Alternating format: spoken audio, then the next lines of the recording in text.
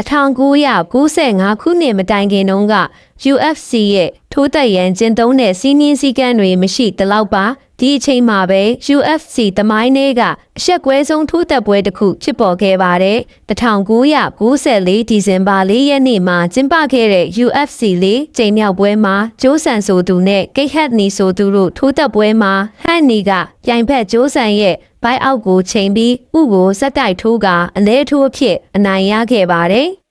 UFC စီးနီးယားတိုင်းဘိုက်အောက်ထိုးခွင့်ရှိရာဖြစ်ပါတယ်ဂိတ်ဟက်နီကပြိုင်ဖက်ဂျိုးဆန်ကိုထိန်းချုပ်ထားပြီးဘိုက်အောက်ကို10ချိန်ကျော်အထိထိုးခဲ့ပါတယ်